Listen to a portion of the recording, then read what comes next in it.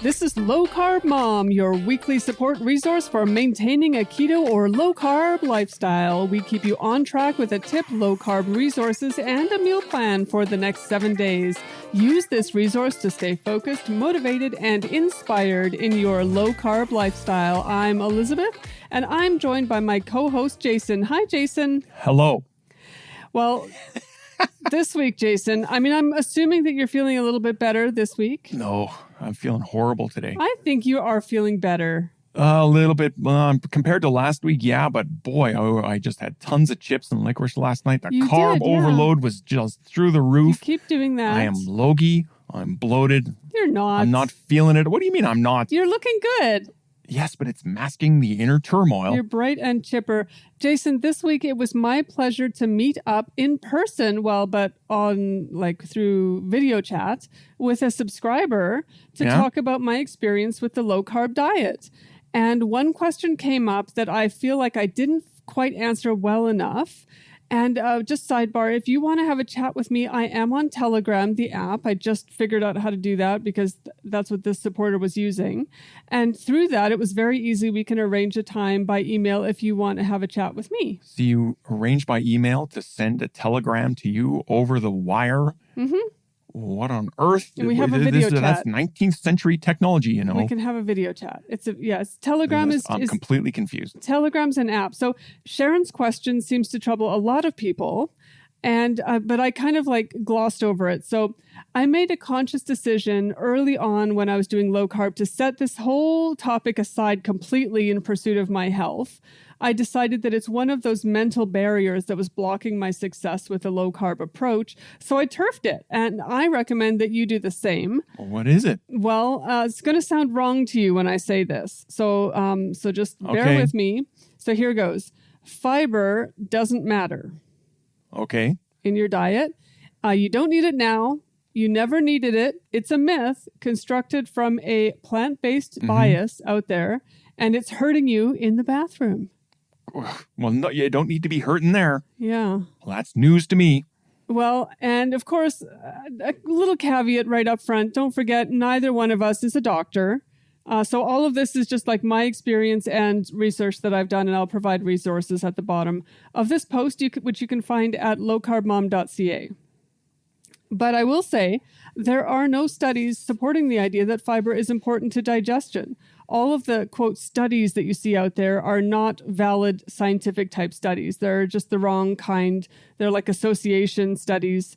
They usually come from reported results of people telling what they've actually eaten over the past year, and then whatever their problems are. Bad data, bad methodology. It's definitely is not looking good in the research department there. In fact, studies actually indicate the opposite, that fiber irritates the bowels, it slows down transit time in the colon, and contributes to constipation, which is the opposite of what you would probably be expecting. If you want to hear a doctor explaining all this, I'll include a video in the resources for this week. And believe me, watch it. It's going to blow your mind. Yeah, you had me at blown mind. Okay. When you first start a keto diet, you can experience some bowel irregularity. You've probably heard about this. But when you first start, you may be pretty new to the whole low carb and keto practice. Even just the whole idea of it is probably new to you. So like many others before you, you may start suddenly without taking precautions such as starting slowly or supplementing with electrolytes. If you surprise your body by avoiding carbohydrates all at once, you might experience symptoms including, and you probably heard of this, headache, fatigue, muscle cramps, and diarrhea, which can last up to 2 weeks. I personally experienced this, and so I understand why people fail to prevent it. Maybe you don't even know that you can prevent it, and also why you start asking about fiber. When your body starts calling on fat stores to feed its energy needs, which is what ketosis is, a lot of fluids get mobilized out of the fat cells. So you're going to notice that you're going to the bathroom a lot, and your scale shows a loss of water weight as a result. We're all used to seeing going on keto, and then all of a sudden 5 or 10 pounds seems to drop off quickly. We know that that's what we call water weight. One common side effect of this process is dehydration and electrolyte imbalance, and often the whole syndrome is called the keto flu. Have you heard of the keto flu? I haven't. Have you ever gone through a keto flu? I haven't. Well, you've never maybe been keto before. I don't think so, Miss Elizabeth. Not with the amount of licorice I eat. Do you ever think you might want to try a keto diet? I need to cut the carbs because it's making me feel horrendous. Mm-hmm. Yeah, but you don't want to go like whole hog straight into keto right away. I'm a person of extremes. Oh, okay. So maybe you do want to. Who knows? Ask me tomorrow. Okay. Well, when the diarrhea hits, Jason. Oh, is this a selling point? It's going to contribute to dehydration, of course, but it is caused by something else as well. Your gut is going to be responding to a different contingent of macronutrients, which is a new balance of fats, proteins, and carbs, which it is not used to digesting efficiently. So basically, your gut biome is used to sugars, and the type of bacteria in your gut is going to change when you change what you feed it. So the old bacteria is going to basically die off, and it's going to probably complain while it's dying off, and it's going to be uncomfortable. And new bacteria is going to take its place. It has to do that by replicating and proliferating in your gut. So in the meantime, during that whole change, diarrhea. Wee! Yeah, it is something that happens and it can be awkward. So the worst thing that you could do if you find yourself in the middle of this process, because you've already started, is to say, well, this diet's giving me the runs. I'd better eat some fiber to bulk up my stools.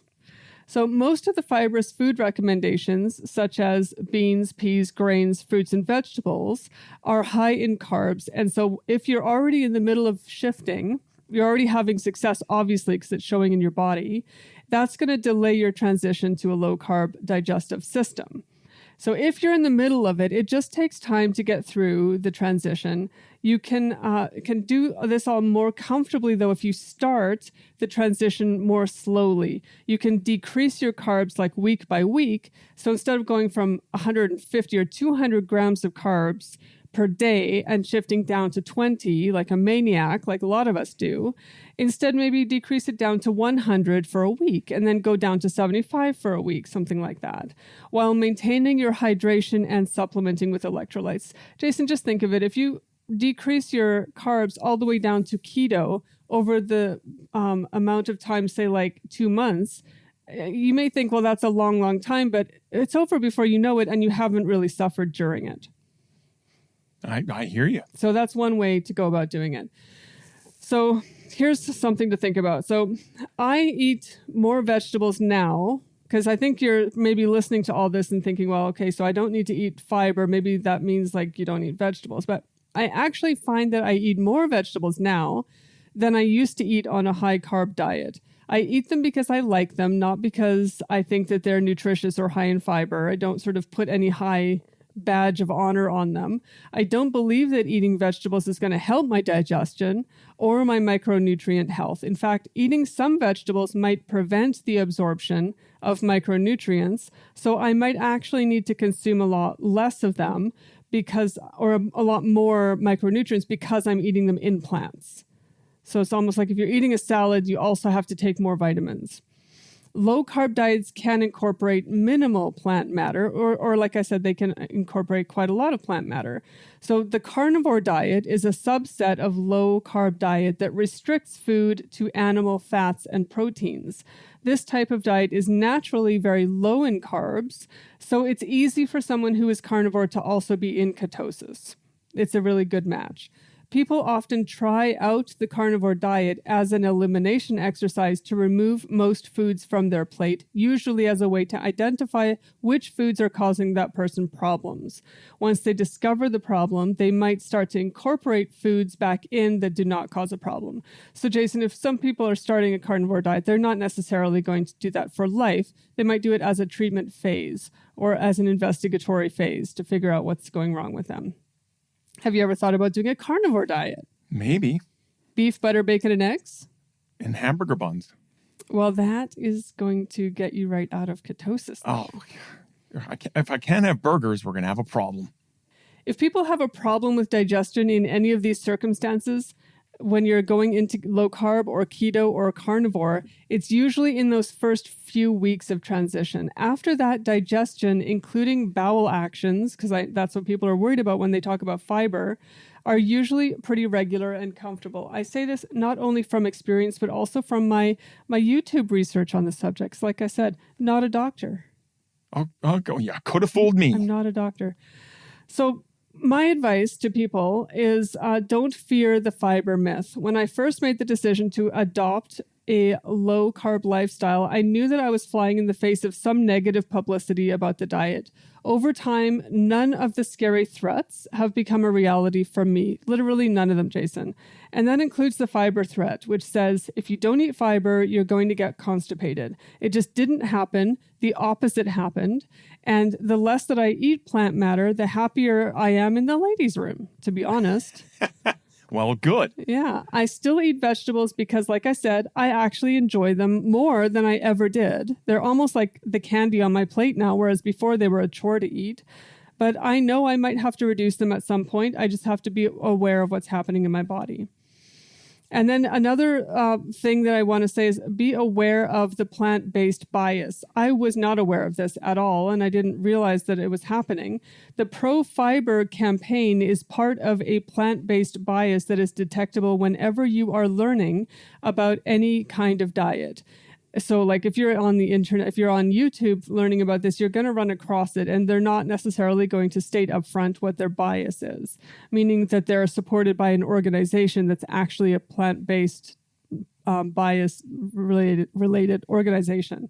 So if you can be convinced of the urgent need for a certain kind of carb in your health, like you must have fiber, for example, you're going to find it harder to shift away from your high carb diet to a point where you start to see the results that you are looking for. When I first started, I was so determined to succeed that I was highly resistant to any fear mongering. I was already scared enough. So it was trying to interfere with my progress. I was afraid already of the worst possible outcome for my own health. So shifting my metabolism for myself had to come first above any other dietary consideration.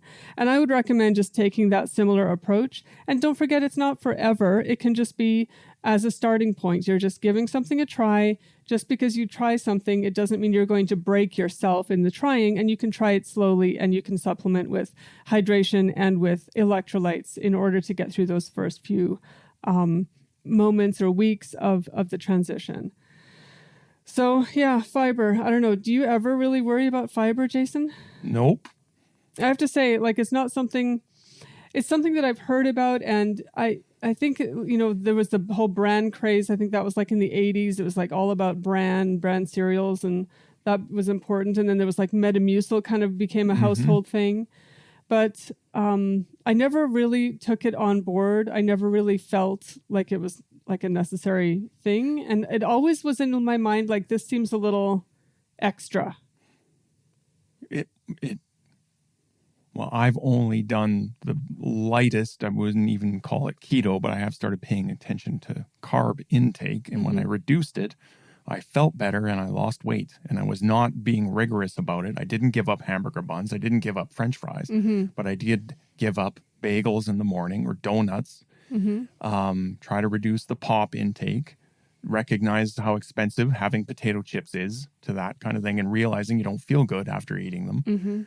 And just little steps, and it's made a difference. So, yeah, you don't have to go like low carb can mean different levels of low carb. You don't have to go nuts. Yeah, but pay attention to it. That's at least do that. That's right. Like if you notice, like just eat normally. Notice whatever your level is. If say it might be 200 or 300 grams per day, just reduce it by I don't know 100. Reduce it by like a third, and just see what happens in the next week. It's not going to be crazy. It's not going to affect you that like in a strong way, but it is going to affect you in some way, and you'll be able to track those results and then move from there is what I would say. So the resources for this week, I have Myths About Fiber, which is that doctor talking about an actual study, and he has a very interesting graph. Maybe I'll kind of copy and paste it into the post. So you can find the post to this podcast on lowcarbmom.ca. It'll be the highlighted one for this week. It'll be something related to fiber, I'm not sure.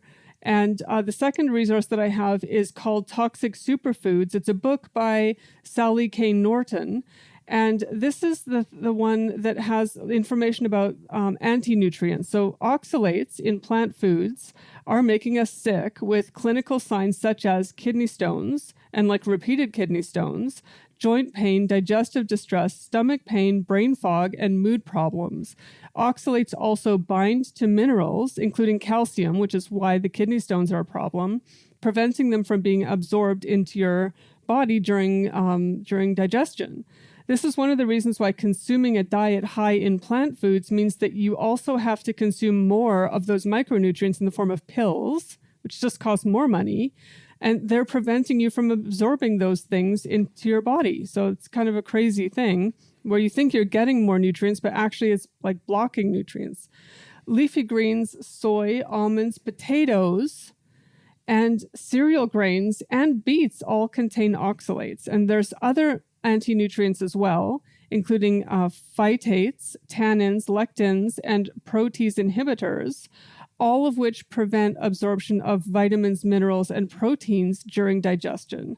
And this book goes through a lot of those things in great detail. I found it to be very interesting, very enlightening, and I think that it's one of the go-to resources if you're looking for information, just a starting point to look at these, what they call superfoods, like kale, for example, and beans. We all think that they're amazing, but they have these weird side effects and downsides. You're not a huge fan of kale or beans, Jason. No, thank you. Yeah, so we can easily... I didn't even know about that book, but I knew to avoid those kinds of foods. So I'm Keep the beans out of my burrito. It's got to be all beef. All beef burrito. That's I'm in right. favor of that, but I'll wrap it in a lettuce instead. I'll put it in a lettuce wrap, or I'll do like a nice Mexican salad. To each their own. Find this week's meal plan at lowcarbmom.ca. Those recipes will be available there too. And if you join as a supporter, you can interact with me and the Low Carb Mom community. Some posts you can also comment no matter what. I think maybe the podcast or maybe the main post. I can't remember. So post, like, comment, get in touch with me. And by the way, my email is liz@lowcarbmom.ca. So you can always email me if you want to touch base and have a chat. We touch base every week to share our progress, trials and tribulations, and support each other through the hard parts. You can hear more from me and Jason at another podcast called Hello Smileton. This is our comedy fiction podcast designed to start your week with a laugh. And this week, oh my goodness, Jason. Utter hilarity. It was excellent. In order to be tolerable in the long term, everything on my plate and in my podcast app must be delicious and packed full of positive energy. It's a complete approach to life that will see us through strong and happy physically and mentally. So subscribe to Hello Smileton at hellosmileton.com. Have a strong and healthy week. Stay mindful, stay organized, and we are going to see you again next Monday. Bye-bye. Bye-bye.